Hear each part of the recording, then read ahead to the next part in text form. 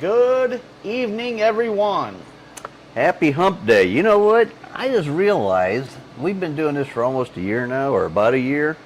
It's Hump Day. Who knew it was Hump Day? I didn't know it was Hump Day. Did you? No, Okay, but so yeah. I don't get no humpins. Hey. I don't want to hear about that. Good evening, everybody. We're going to be talking about fuel systems tonight. And I put a link on the podcast. What is that thing called? Anyhow, on the The Facebook. invite? Yeah, on the invite there for a calculator for fuel pump flow, what you need for the amount of horsepower you think you're making or you're going to make or whatever. So anyhow, the reason that is so important that you calculate that is because I'm sure many of you guys have had cars with quadrajet carburetors on them. And Quadra junk? yeah, I know, right? Everybody calls those quadrajunks. I love that carburetor. I actually wrote a service manual on that. I don't know if we got Dave Lulbert with us tonight, but I know he's got one, and Dave Stover, he's got one. I think he might be on tonight. I'm not sure, but I think the Smithsonian. Is that how you say it? yeah. I think they have I one, wrote too. this manual back in like 1986 or something. I don't even know how BC. long ago. But it's a really good manual. Actually, it's a high performance manual for a quadrajet. And I'm going to revisit bringing that back. We talked about it on another show, and I am going to do that because it's actually pretty good. It gives you metering rod sizes, and it tells you how to modify the idle circuit for big cams and set up the air bleeds for high and low speed. It's pretty in-depth manual, and my son just likes making fun of me. But anyway, anybody's had a Q-Jet and is making anywhere north of 400 horsepower, I am sure that you've experienced fuel starvation. And how you know that is you'll get into it and it's real strong through low gear, and then you hit second gear, and about halfway through second gear, it just goes, bah, well, it's running out of fuel. And you lift off the throttle, it recovers, you hammer it again, and off to the races you are. And so that's an extreme example of fuel starvation. And the reason the quadrajet has such a problem is because it's got such a little fuel bowl on it.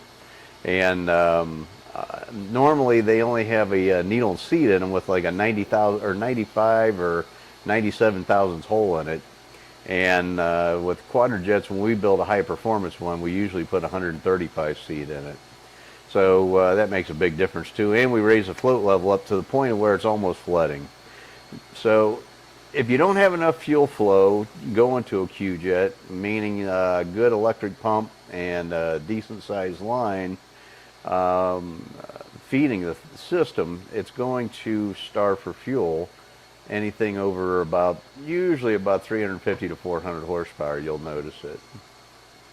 So it's important that you make sure you have the correct fuel line inside diameter, not OD. And there's a big difference because if you're using an AN line, like a braided hose, I do believe a number 8 is just around a ½ inch inside ID.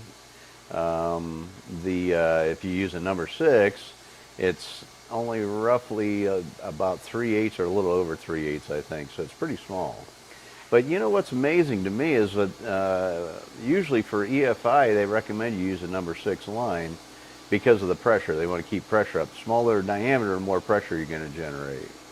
But so use that calculator that I put on there so you can calculate what you need for a fuel pump. And it's surprisingly not as much as what you might think. I was playing with it earlier today, and I punched in like a 650 horsepower engine, and believe it or not, it only requires like 68 gallons per hour. And most of your pumps, like a Holley blue pump, Holley rates their pumps like blue, red, and black. Their blue pump, I think, is right around 110 gallon. The red pump's like 70 or 80 gallon per hour. And their black pump, they got a black pump which is like 150 gallon per hour. And I always recommend everybody use a black pump. If you're going to put a pump on, you got to buy one. Might as well get a high volume one right out of the gate instead of having to go back and buy another one. So anyways, it doesn't require as much fuel as what you might think to make 650 horsepower. And that's all calculated off of fuel specific gravity and BSFC, which is your how much fuel the engine consumes in a measured amount of time. So we're going to start from the tank all the way to the carburetor or the EFI.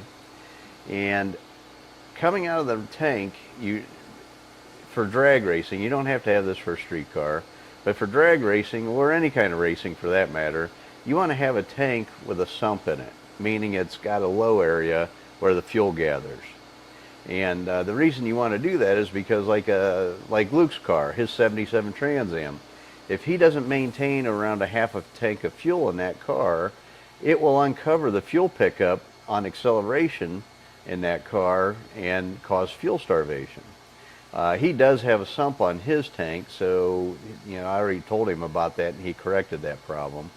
But a lot of guys don't realize that, and any factory tank's like that. And the reason is because under acceleration, what's fuel going to do? It's going to move to the back of the tank, and your pickup on most factory tanks is in the center of the tank. So unless there's enough fuel in there, it's going to uncover the pickup. So it's important that you put a sump in the tank. If you don't want to put a sump in the tank and you want to run the factory pickup, then the minimum I would do with that is pull the pickup out of the tank, and there's a sock on the end of it, and the reason they put that sock on there is to filter dirt out. Cut that sock off because it is a restriction. It doesn't matter with a factory vehicle that's being driven normally, but under high performance situation where you're accelerating all the time or under full throttle, it can cause a restriction and hurt your fuel flow. So make sure you put a sump in the tank that way, and you want to put it in the rear part of the tank, so when you're accelerating, the fuel's rushing to the back of the tank. The other thing you want to do is you want to put a fuel filter in your between the fuel pump, if you're running an electric pump, and the fuel tank. And they make fuel filters with different microns. What a micron is a measurement of how big of a particle that the filter will allow through. Well, the smaller the number, obviously the more restriction it is because it's catching smaller particles. And anything before the fuel pump, you do not want a small micron filter on there because the pump relies on gravity, not pressure, to get the fuel to the pump. So if you put too much of a restriction in front of that pump, it'll starve for fuel. So it's important that you use, I would recommend like 100 micron before the pump. Now after the pump, and so I'm getting a little ahead of myself. So you want to make sure you use a high number of micron filter between the fuel tank and the fuel pump, and that protects the pump. All right. The pump actually has a little screen in them too, and every once in a while you need to take your pump apart and check that and clean it because it will get debris in there and it'll restrict flow. So you want to make sure and pull your pump apart every year. Just do it every year before you go racing. There's a little brass screen in there. Pull that thing out, clean it real good, put it back in, and you're good to go. You want to make sure, or try to get it as close as possible. The fuel pump, you want it below the fuel level. Again, the reason is because it relies on gravity to feed the fuel pump. If you have the pump above your fuel level, it has to suck it to the fuel pump. And the fuel pump, electric fuel pumps don't work real well when they have to suck the fuel up to them. So you want to try to keep that pump, in a fuel level. It doesn't have to be below the tank, although that would be ideal. But it does have to be, if your fuel level, say your tank's this big, your fuel level's here, you want to try to get the pump somewhere below that, where a half a tank of fuel is. And then that way the pump doesn't starve for fuel. Then on the pressure side, then you want to run, I would recommend that you don't run anything smaller than like maybe a 60 micron filter, the fuel system should be fairly clean. And if it isn't, if you're getting things that are smaller than 60 micron, then you need to flush your system. And I'll explain how you can do that here in a minute too. I recommend on your suction side of the pump a number 10 pickup line, AN number 10, or a 5/8, which is hard to find, plastic or steel line to feed the pump. And then on the pressure side of it, you want a minimum of a 1/2 inch inside diameter, which is a number 8 AN line, or 1/2 inch tubing, 1/2 inch ID tubing. Factory fuel lines are typically 3/8 steel fuel line. Some are 5/16. And that's another thing with the pickup. That reminds me, on your pickup, the reason you want to get rid of the factory pickup is a lot of them are only 5/16 going into the tank. Now there are companies now that are making a high performance version of the pickup, because it's your fuel sending unit too, with the 3/8, but nobody's making one with a 1/2 inch. So that's another reason why you want to go with a sump for drag racing or racing application. So on the pressure side, you're going to run a number 8 line. You're going to run it through a 60 micron fuel filter, and I recommend you buy one of the ones that have a steel mesh in them that you can take apart and clean, because part of your routine maintenance every year should be cleaning your fuel filter, if not replacing it. If it's paper filters are restrictive, so I don't normally recommend those. I recommend a reusable stainless steel mesh filter is what I use to so I can maintain it. And you're going to run that all the way up to your to the front of the vehicle, to your pressure regulator, because your fuel pump, if it's got enough volume, is going to be a high pressure pump. So it's probably going to put out maybe 25, 26 psi, and you're going to have to regulate that down to what the carburetor wants, which is typically between 5 and 7 psi. We usually run like 6.5 psi at the carburetor. Now, here's where it gets a little tricky, because a lot of guys will run the fuel line into the regulator, out of the regulator right to the carburetor. They'll split it and put it on, if it's a Holly, they'll split it and run it to the 2 holes on the carburetor. I don't recommend you do that. How I do it is we run the pressure line to we make a fuel log or a fuel line that we run the pressure line to the front of the carburetor. It doesn't necessarily have to be the front of the carburetor, but we do it to the front of the carburetor, where the 2 lines coming out of the Holly carburetor into that fuel line. Now the regulator's not in that line, and it's not before the carburetor. After then, we make that fuel log so that the pressure regulator can go on the back side of that log, and then we regulate the pressure on the back or return line for the fuel pump back to the fuel tank. And the reason I do that is because a regulator, the reason it regulates down is it's a restriction, and you don't want to restrict your fuel flow anywhere in your line. You don't want sharp bends, you don't want a big loop, you don't want anything like that. You don't want no kinks in your line. You want to eliminate as many restrictions as possible. And when you put that fuel pressure regulator on the back side of that fuel log, now you have the restriction going back to the tank, not going to the carburetor. So that's important. And once you do that, you'll be amazed. Typically you'll pick up, if the fuel system was pretty close before, you'll pick up 2 or 3 miles an hour in a quarter mile. So make sure you put your regulator at the end of the system, not in front of the system. And then you want your return line to be as big as your feed line, not smaller. I see a lot of guys do that, and when you do that, then you cannot regulate your pressure down the way that I'm telling you to do it with the regulator on the back side. You have to have a free enough flow back to the tank that it's not the restriction and making the pressure artificially high. So you have to have a minimum of what your feed line is going back to the tank. So if you're running a number 8 to the carburetor, you want to run a number 8 back to the tank. And you always want to run a return line with an electric pump. And the reason you want to do that is because the pump will overheat if you do not. And it'll heat the fuel up, and then you'll get a vapor lock sometimes. So you want that fuel circulating all the time to keep it cool, and then it doesn't vapor lock, and it also makes it so the system flows a little bit better too to the carburetor. So once you calculate all the, what you need for a fuel pump, which typically, most of the pumps, the electric pumps we buy are between 110 and 150 gallons per hour, which is adequate for just about anything that's gasoline normally aspirated. Now, of course, if you're running a blower or turbo or nitrous, then you're going to have to increase that volume or add another fuel pump for the nitrous. With a blower or turbo, you wouldn't necessarily add another fuel pump, although they do have stage pumps. You can do that too. And then you will have enough volume for the higher horsepower that the power adder is going to provide. So what am I missing here? Oh, needle and seat in the carburetor. So a lot of guys overlook the needles and seats in the carburetors.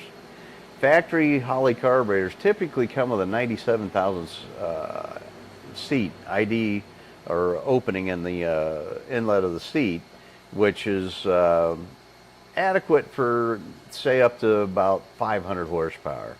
What we always do when we rebuild a carburetor, we always, especially Dominators, I'll put a 120, some of them I'll even put a 130 thousandths ID hole in the needle and seat front and back to eliminate that restriction. And even if you don't need it, it's not going to hurt anything to have that extra capacity or volume or square area, whatever you want to call that, underneath that needle and seat, because you'd rather have too much than not enough when it comes to that. And one last thing that we need to touch on whenever you're designing a fuel system, actually two things. The gas tank has to be vented properly. I've had so many of my customers that didn't realize that they did not have a vented system because a lot of late model cars are ventless, and they had vents in the tank and they went through a charcoal canister. Well, you plug all that stuff off, now you have no vent in your tank. And guess what's going to happen? Whenever that fuel's getting sucked out of that tank, you're creating a vacuum inside the tank, and it is not going to allow fuel to flow, and it'll lock. So you have to make sure you got a vent big enough. Typically what I run is, like, if it's a factory fuel tank, we use the factory vents on there, and we'll leave both of them open. And you want to just run a loop with some 3/8 fuel line, and I put a filter on it to keep dirt out of there. But you want to loop it, because if the car, for some reason, God forbid, rolls over, then you don't want that fuel leaking out of the tank. It still can, and they actually make a check valve that can go in there too, and you can put that in there instead of a filter. I use a filter, but probably be a good idea, or a better idea, to put that check valve in there. That way, if the car does roll over, then that check valve shuts, and then it doesn't allow any fuel out. So that was that, and there was something else I was just thinking about too. Should have wrote all this down. But I think you guys get the gist of the idea here. The fuel system is always overlooked whenever people are building a high-performance engine. I don't know why. I got a guy that we camp with, and I don't know if he watches our show or not, but he has a 74 Nova, and I don't know if you remember that guy with the blue 74 Nova, the big block unit.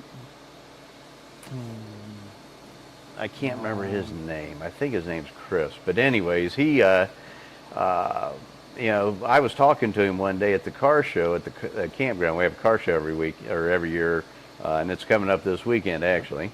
So he was telling me, he says, my car's inconsistent. It'll run, and he was thinking it was because of the jetting on the carburetor and the temperature, the outside temperature. But the car was all over the place, and it was fluctuating like 6-7 miles per hour, and his ET was not consistent. Even it could fluctuate as much as 2-3 tenths. So I told him, I looked at his system, and I said, well, dude, you still got the factory fuel line on this car. It's 5/16. He goes, yeah. He says, what's wrong with that? And I said, you're not feeding that engine with enough fuel. And the car ran damn good the way it was. It was like an 1160 car. Street car. And So I showed him everything on the system, and I told him what I would get. He went and bought all the parts. He followed everything to a T, exactly like I told him to do the regulator and everything. This is no kidding, guys. He went from running 1160s to 1050s with that car by doing nothing but upgrading the fuel system. So he had enough horsepower, and then he said, Don, he said, you won't believe this car. It's deadly. It runs a number every time.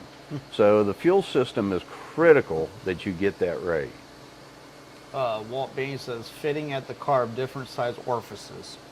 Yeah, there are different orifices at the carburetor too, like Walt said. And so you got to make sure and check your, where the fuel line attaches. Some of them have a screw in, like a pipe thread type, or not a pipe thread, but a flared fitting. Some of them are O-ring. Some of them, are like this carburetor here. This is actually ideal. This carburetor here has what kind of like that fuel log that we build. We put two of these, one down here and one here, and put the regulator on the back side of it. But you can see these have nice inlets, and they're not restrictive at all. Even though you got a 90? Well, that one there, yeah, the 90 doesn't hurt at the carburetor so much. You don't want that in the fuel system anywhere before that, but at the carburetor it's not too bad. And you know what? That's a good point too. I'm glad he mentioned that, because I dynoed a 428. Now this was stock engine. It wasn't anything crazy. It had a factory ram air 4 cam in it. It had a number 62 cast iron head on it, and the heads were mildly ported, nothing crazy. Factory 400 ram air 4 intake, aluminum intake with a shallow plenum, and we'll go over that sometime too, and a quadrajet. And that's because that's what this guy wanted. He's old school. He's putting in a 69 Grand Prix, and he wanted it to be 100% original or stock looking. So we throw this thing on the dyno, and we're dynoing the engine, and it made like 300 and it was right around 340 horsepower. And the dyno operator, I set up the fuel line on that thing before I brought it, and all I had to put in that quadrajet was a 90-degree fitting. And it was a generous radius, but it was a 90 degree. And he said, dude, he said, we got to get rid of that 90 on there. And I said, it affects it that much, huh? And he goes, oh yeah, makes a huge difference. After we changed that fitting out, this is no kidding, it went from 340 horsepower to 390 horsepower, and all we did was change that fitting. That was it. So that's pretty freaking amazing that it'll pick up 50 horsepower because of that fitting. And after that, I high-fived him. His name's Sean. I said, Sean, I would have never guessed that. He says, yep, we see it all the time. So it's important that the whole system has to be looked at and thought out.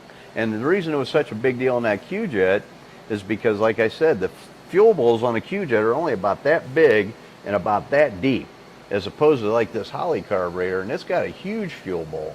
And it's big, and you got two of them, one for the primary, one for the secondary. Quadrajets don't have that. They got one tiny fuel bowl, and if the fuel system is not perfect, you're going to lose a lot of power with that carburetor. Walt said, not sure if you remember the feeling issue he had with the Holley fitting at car, ended up being the orifice size of that fitting. I was thinking it was your needle and seat. That's why I was thinking about the needle and seat, actually. Because of your car, I thought it was your needle and seat that was the problem, not the orifice of the carburetor. And BNR Racing asked, do you run a larger return line than the feed line?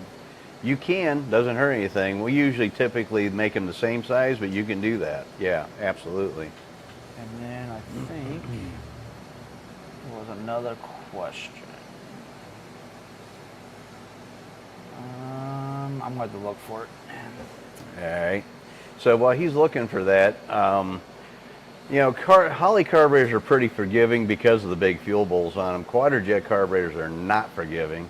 Even the Carter AFB or the Edelbrock carburetor that's basically a Carter AFB has two fuel bowls on it, and they're usually not too temperamental, although that carburetor's got a lot of restrictions too. So when you buy a specialty carburetor from a carburetor performance deal where the guys modifying carburetors, we'll say like BLPs or somebody of that nature, they are taking and they're going over that carburetor. They're taking this stock Holley Dominator and they get rid of all those restrictions.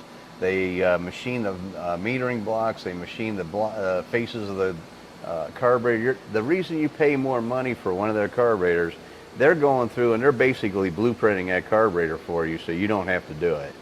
And their carburetors will typically, we've seen as much as 80 horsepower difference. No, I take that back. I don't know if Joe Bass is on tonight or not, but his car or his engine on the dyno picked up, I want to say over 100 horsepower, or damn near 100 horsepower, by changing carburetors. He went from a Pro System carburetor to a BLP, or I don't know if it was a BLP or a different brand. Bacon, lettuce, tomato? Yeah. Oh. Not tomato, potato. Oh. But yeah, so it's worth spending the extra money on a custom built carburetor.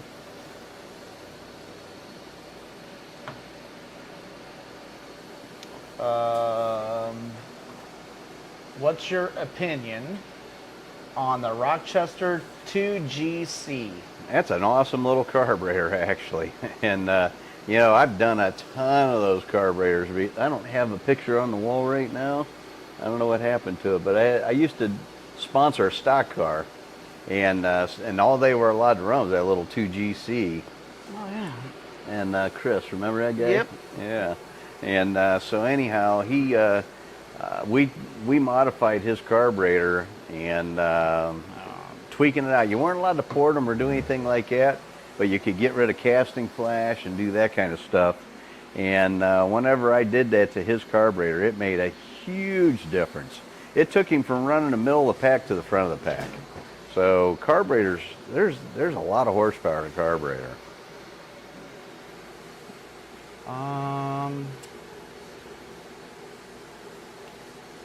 BNR Racing said the Chevy and Buick guys used to try to drill and tap for straight shot and to get rid of the factory 90-degree turn like the Pontiac and Oldsmobile V8 Yeah. straight in.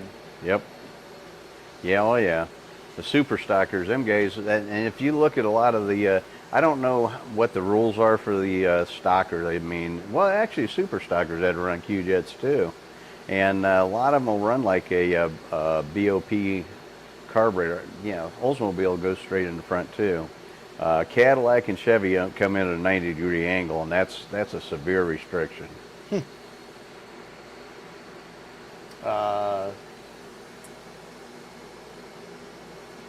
Debonair Catalina 65 says he has several of those Rochester 2GCs. Good carburetors, man. I actually like that carburetor a lot.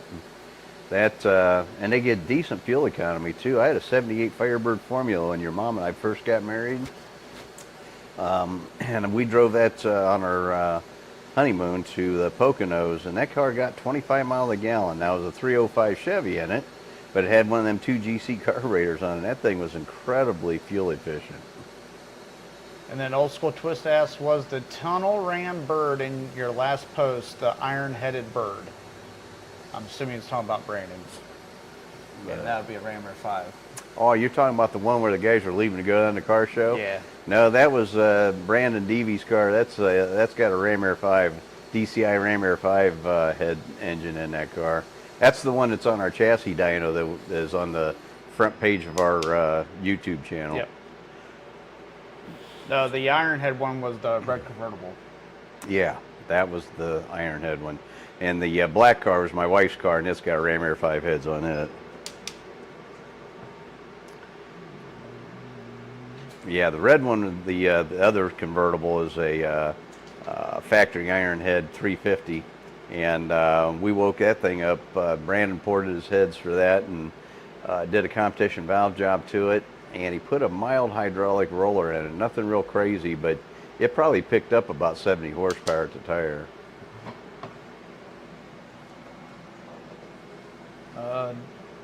I hope I'm saying this. Debonair Catalina 65. I hope I'm saying the first part right.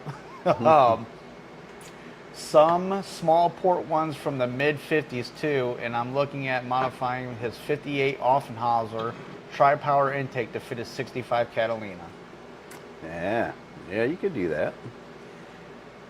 I ported a lot of those 2-barrel carburetors for the end carbs on a tri-power, and I actually got a guy that he's got a tri-power on a drag car.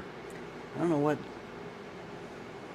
that car, I think it's a 65 Le Mans, and he runs a tri-power on a 428, and I ported the heads for him, and he wanted to run a tri-power on it because it's cool, and but it didn't run so good with the factory tri-power on it. 65 has a small center carburetor, and it's got the 2 big end carburetors.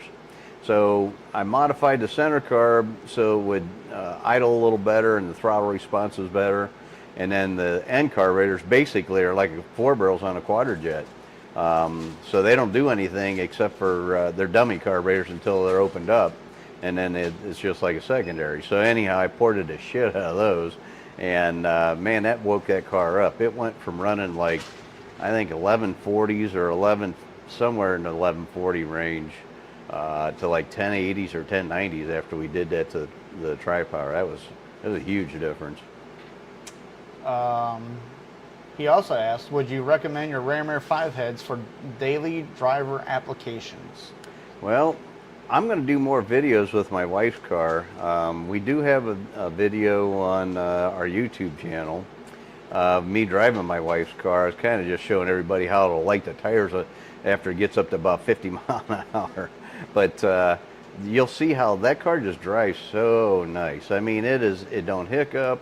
And it's got a decent sized cam in it too. It's like 250, 259 at 50 with a 109 lobe separation. So it's not a giant cam, but it's by no stretch of imagination a Ram Air 4 cam. It's bigger than that, and but it does have port fuel injection on it, which makes a big difference. That car just if I didn't pop the hood on it, you would never know that it had a port that big on it. John House's GTO is the same way. Yeah, absolutely. John House's 70 GTO that we built for him. That thing is just so fun to drive. It acts like a small block Chevy. B&R Racing asks, what's your thoughts on factory Pontiac tri-power fuel line layouts? They have 90s and a 135-degree brass elbow. They suck. Yeah. What would your recommendation be if somebody wants to do that, but kind of keep that kind of look? Would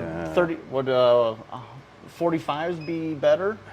Yeah. For everyone, or? Well, the guy that I modified the tri-power for, he modified all that stuff, and it doesn't look factory anymore, but that's okay. It's still got the tri-power look. He made a lot of the fuel fittings and fuel lines and stuff for that, and he pretty much made a fuel log, and the lines go straight into the carburetors, and that's probably ideal. But even so, the tri-power carburetors have such a small fuel inlet on them that you really gotta pay attention to detail there and modify those and open them up. And you don't want no 90s or 45s in it. Old School Twist says Edelbrock ProFlow port FI says good for 550 horsepower. Have you tuned beyond that? Absolutely. That's what's on my wife's car, and that's what's on John House's car. We've done actually a bunch of port flow for on our Ram Air 5 stuff, and all of them are making, between, well, my wife's is probably the lowest horsepower at somewhere around 650 to as much as 800 horsepower, and it's really not that difficult to do. They actually make a program if you get their service manual out whenever you get the kit, and it gives you different tunes for different horsepower levels, and they offer a horsepower or a tune for up to, I think, 900 horsepower, and so you can download that tune into your ECU, and then you take their parameters and then you just modify that a little bit and tune it to your application. But it can be used on up to 900 horsepower. So something that we're doing right now, because I am going to come out with several engine packages. I'm going to grab this real quick.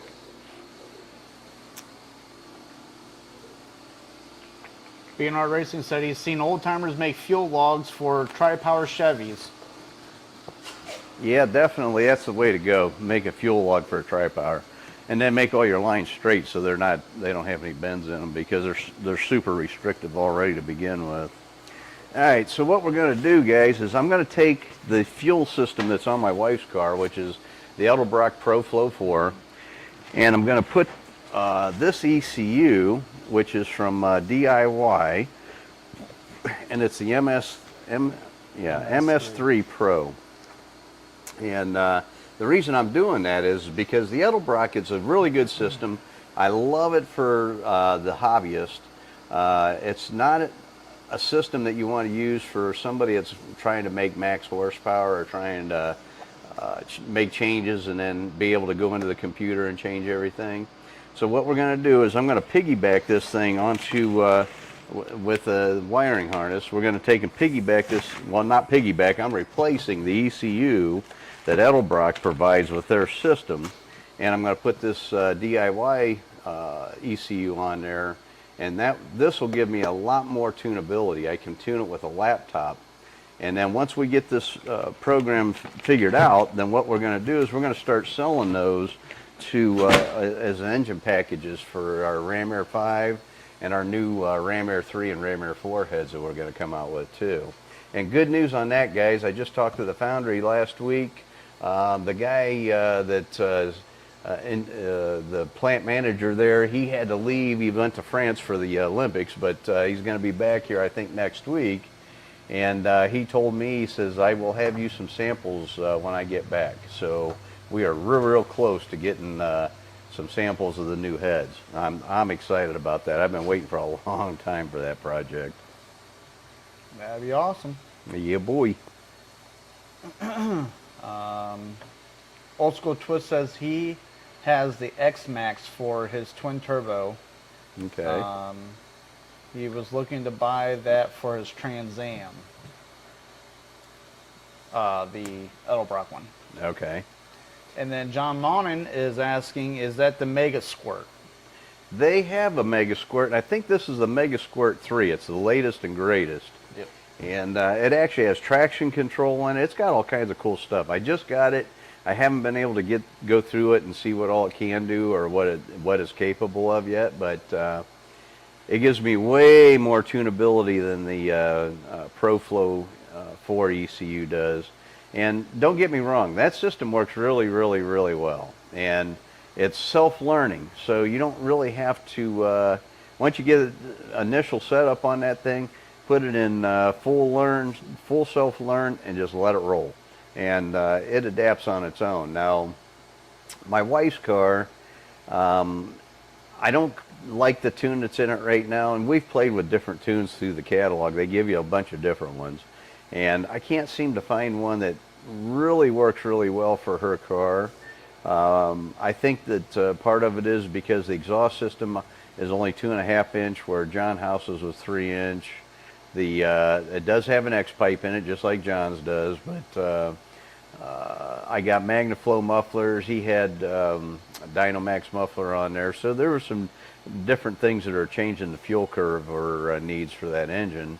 And mine isn't responding quite like John's, but John's car runs really well. Yeah. So that car, it's a beast. Now his gear ratio or gearing is way better than mine right now too. My wife's car's only got a 2400 stall converter and 273 rear end gear, so that adds to the tuning part of it. It's you know, if I nail that thing from a dead stop, it just obliterates the tires. But if I hammer it like at a 20-mile-an-hour roll, it won't light the tires right away, and that's what I was showing everybody in that video. Once it gets up to 50 mile an hour, I don't have a tach in the car, so I don't know what RPM range that is, but once it gets to about 50 mile an hour, it ignites the tires like a top fuel car. Man, it'll just smoke the tires. So it's fun to drive, but I need gear and converter in that car to make it so I can tune it better. Debonair wants to know, will they have the Ram Air 5X exhaust port arrangement for your new heads? No, they will have the factory D port and factory round port exhaust configuration. Now I did put more water in the center of the head between the two exhaust ports, so I'm hoping that alleviates a little bit of the head gasket problem.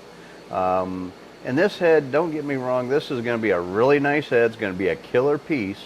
Probably, honestly, it's going to be capable of 700 plus horsepower on pump gas, but it's not that kind of head. What I'm trying to do is I'm trying to build a head that's going to compete with Edelbrock and you know, the factory iron heads that are ported or whatever. I want something that's a direct bolt-on, but it's going to make more power.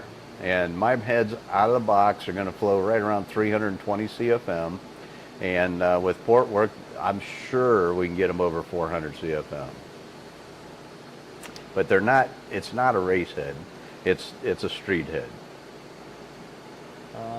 BNR Racing said everyone needs a Steve Morris EFI tune. Yeah. Yep.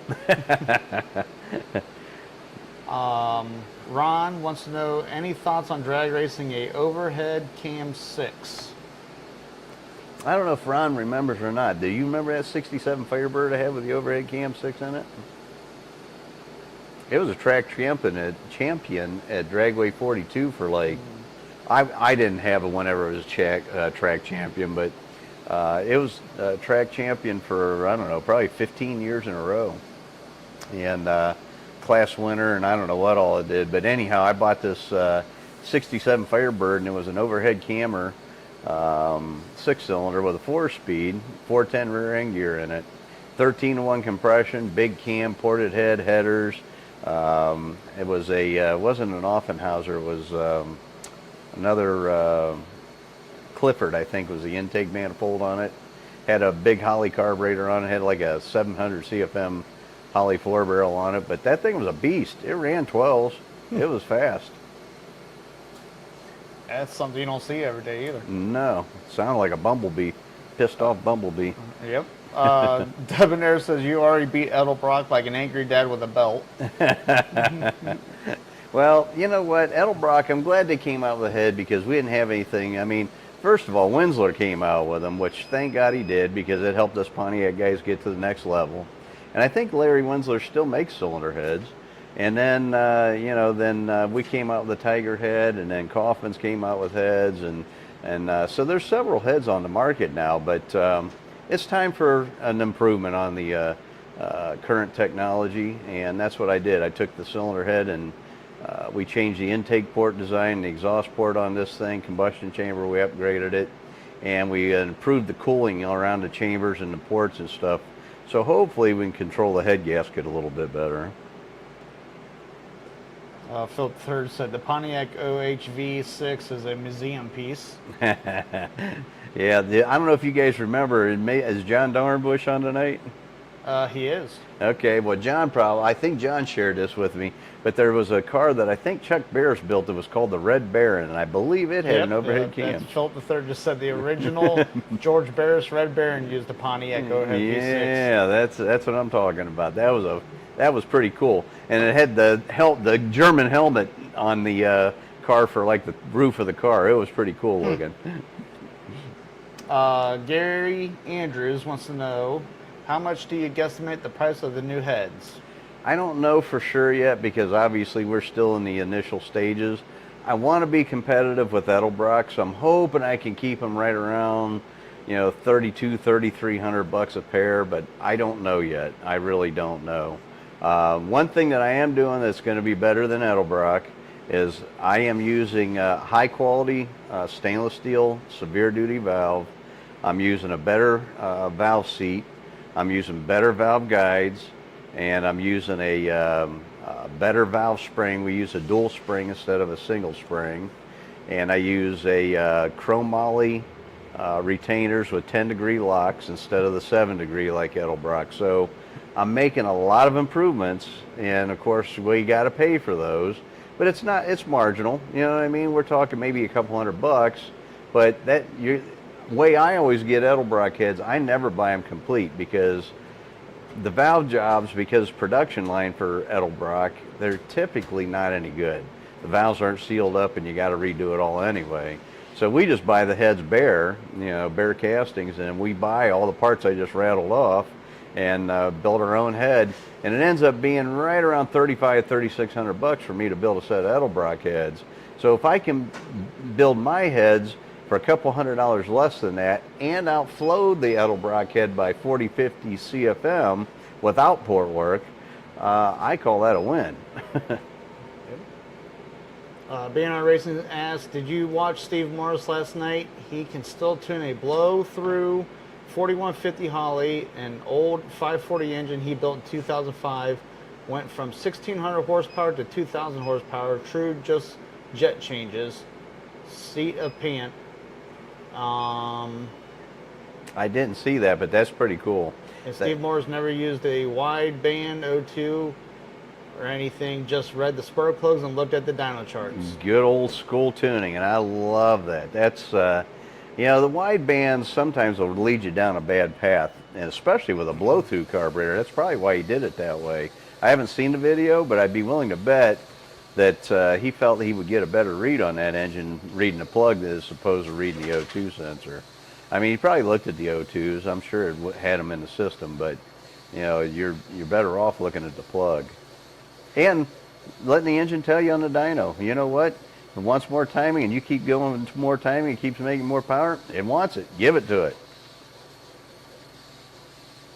John Dornbush said, we need a better quality tunnel ram than what we are currently being produced.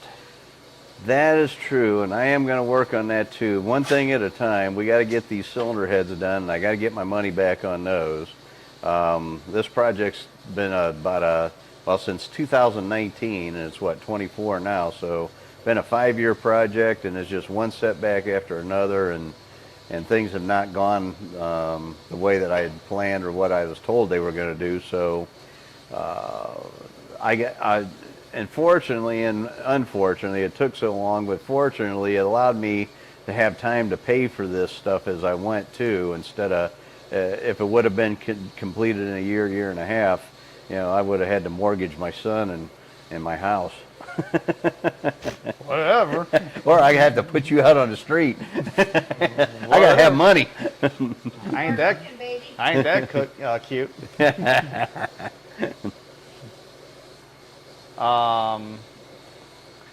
Frankie Stein asked, can we talk about the guy's engine that lost a seat at the Pontiac deal next week? Maybe. Yep. And then Debonair said, I gotta get going to finish my AMC 343 for his daily driver. Before I go, could I get your professional opinion on the Motorcraft 4150 for a 69 Ambassador?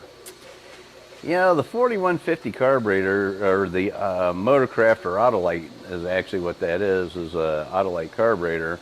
They're actually not bad carburetors. They got big fuel bowls on them. They're easy to tune. The Venturi cluster comes out of them, so you can modify those easily. I don't think they're that bad of a carb. They do need a lot of work because they're really crude. Back then, they didn't have the refined machining and casting capabilities we have today, but that carburetor, nothing wrong with it. Works good, man. I like them. BNR Racing says Steve Morris was complaining about poor fuel distribution, but he still hit 2,000 horsepower. When you have a blow-through carburetor, fuel distribution goes out the window. You cannot, there's no way you can fix that.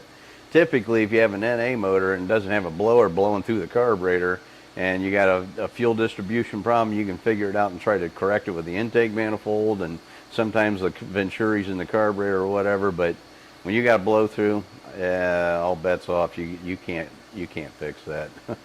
And then Mark Marshall said, after I install this solid running engine, strong drivetrain, and proper handling chassis, we will set it up with your new round port design, more cam and more intake. The short block will handle it. Yes, it will. You're going to have fun with the way it is. That thing's going to run pretty good.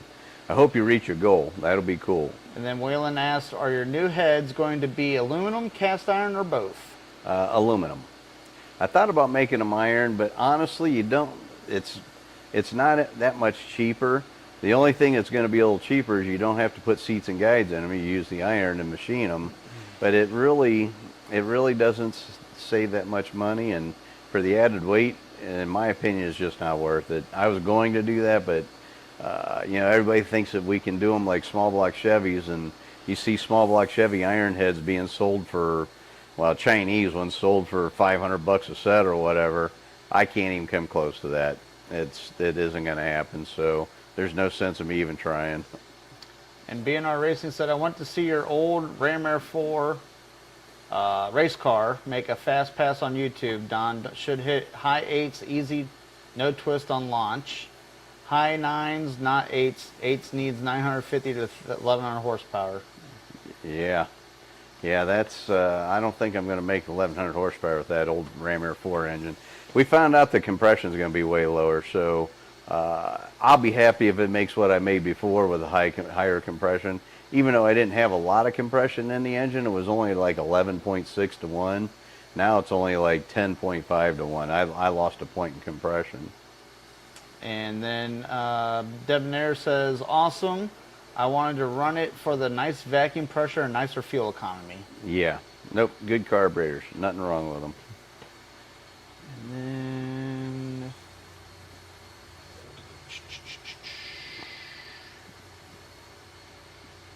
all right. So we're all caught up on questions? Yep. Good deal. So, well, Waylon wants to know, are the new heads going to be made in the USA? yes, they are. 100%. That's the only way I'll do it. My attorney advised me not to go overseas, and I will not do that. It's going to cost me more money, and I'm not going to make as much profit, but I don't care. I'd rather have them made here in the United States. Big problem is, though, is labor right now. As many of you know, what's going on in the United States is, the trades, we're not getting young people involved, and they're not coming in and taking over for the guys that are retiring, and a lot of shops are closing, unfortunately. I hope that trend changes. I hope the younger generation realizes that not everybody's going to get rich on YouTube. God knows we're not. I think we made so far in a year's time like $97. It's not making nothing. And I haven't even been paid for that because you got to get to 100 before they'll write you a check. Right? BNR Racing said, only 30 horsepower, Don, no airflow changes. And John Kennedy says hello from California. Hey, John. And BNR Racing said you have a plus 100 more CFM now. Yeah, well, I don't know about if it's 100 more CFM, but it's definitely more cross-sectional area. My heads actually flowed damn good. Those Ram Air 4 heads before I ported them this time flowed right around 340 CFM. They were a kick-ass head. And that's why I was able to make 727 horsepower with those. Now I don't know what the flow numbers are, but I bet they're not much different. They might go 350, 360. I don't know.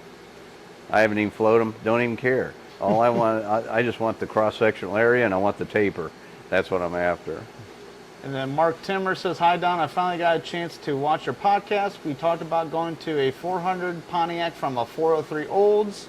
Yeah, Mark, and I got your email, and I haven't had a time to reply yet. I'm sorry, buddy. I've been super busy with the Nationals, and I just got back from visiting my daughter down in Nashville, Tennessee. So hopefully we can start getting back to a regular schedule here pretty soon. And then Debonair says, I'll hit you guys up later, maybe even with a phone call. I am going to Samtec here within a year and was wondering if you were hiring.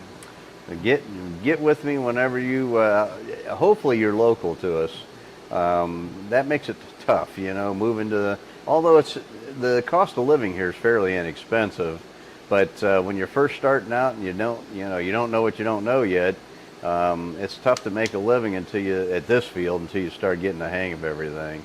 And so that I wouldn't do that to you. I wouldn't drag you out here and promise you the world like a lot of places do. I'm going to be honest with you and say let's work into it slow.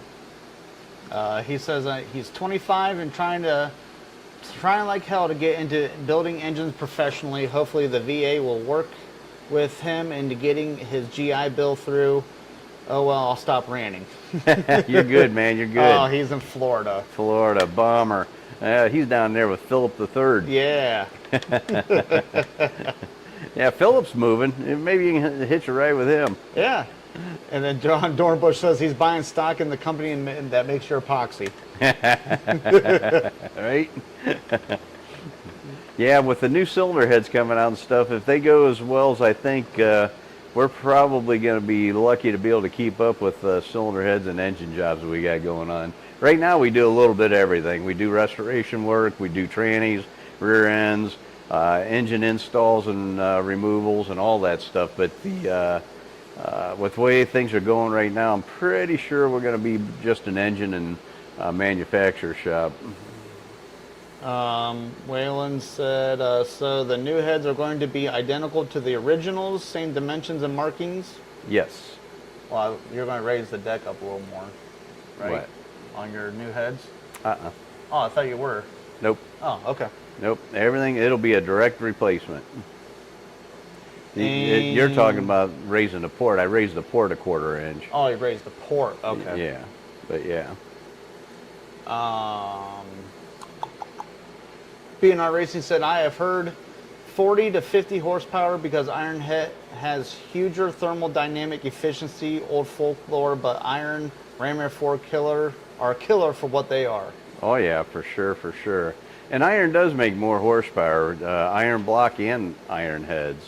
And I've seen that firsthand. I tell you what, we build a, I don't know if my buddy Woody's on tonight from DRC Components, but him and Dale Ike, which used to be the crew chief and engine builder for the Pennzoil car, Pro Stock Pennzoil car, they built a iron engine for the Engine Master Challenge, and it ended up hurting itself. I don't remember how, but they did get some pulls on the thing before it did hurt itself, and they didn't have another iron block. They had an aluminum block, and they switched everything over from the iron block to the aluminum block and lost 80 horsepower.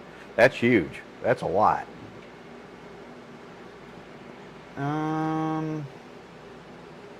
Jeff Downey says, hello from Texas. Just Hey, Jeff. landed back in the USA. No, didn't know he's gone. I didn't either. Good thing he's back. Yeah.